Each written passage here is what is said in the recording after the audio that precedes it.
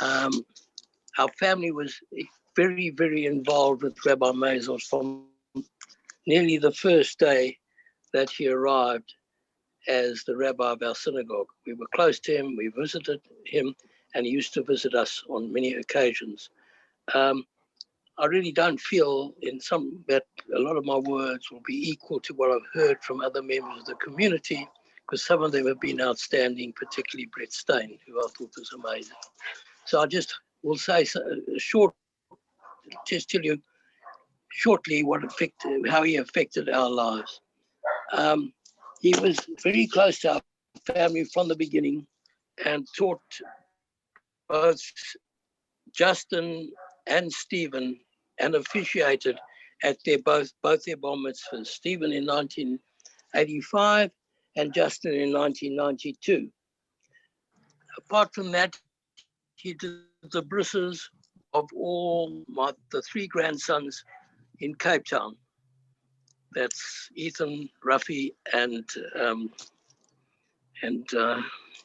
it, kill me for that. He went and he officiated at both Stephen's wedding in Johannesburg and Justin's and Trevor's wedding in Durban, and of course Justin's wedding in Cape Town. I want to be fair to him. He didn't want to accept anything. He did his own bookings.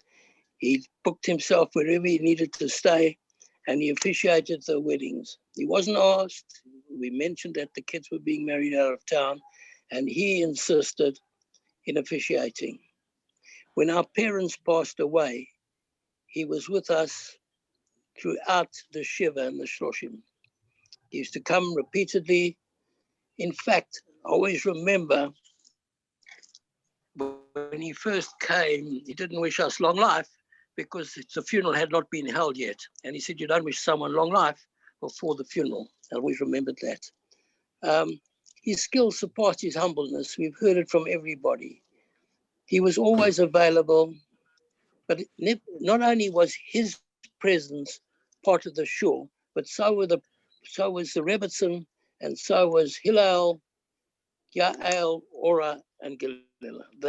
They were always there, they were always present, and they were always part of our whole family. I do want to tell one story which involved him in the 2 or 3 weeks before he passed away.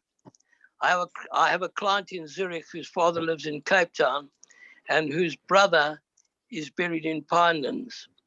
And her father is now 83, not well, and she wanted me to speak to someone to see if I could arrange that her father could be buried next to his son in Pinelands. The father was born in Europe during the Second World War, and unfortunately no one could find any proof of the fact that he was Jewish. He married his wife who was Jewish, but we were unable to find any written proof that he was Jewish. So I went to Rabbi Maisels, who investigated it, and he came back to me on the day before he died. We had a chat when he was in Nelspruit. He was visiting H. Hall and Sons to kosher the orange juice. And in fact, we had something in common because in 1965, I was part of a team that installed the water treatment plant, the new water treatment plant in Nelspruit, because H. Hall and Sons putting all their orange peel into the Sabi River above the town of Nelspruit. And by the time it reached Nelspruit, it had turned into green gunge. And we were having a good chat about the taste of the water in Nelspruit. And then we went on to this particular client of mine's father, and he said to me, pardon? Sorry.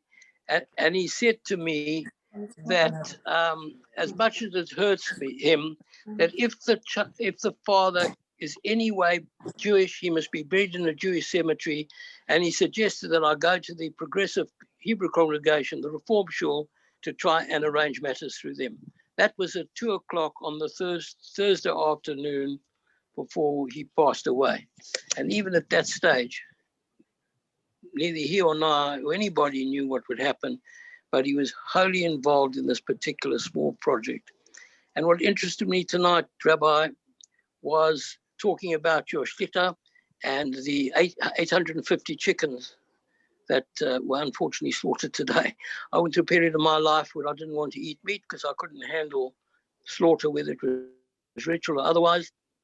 And he came to my house on a Sunday morning armed with 3 or 4 different books to prove to me that, in fact, in terms of the Jewish religion, you could kosher kill animals and that Jews could eat them.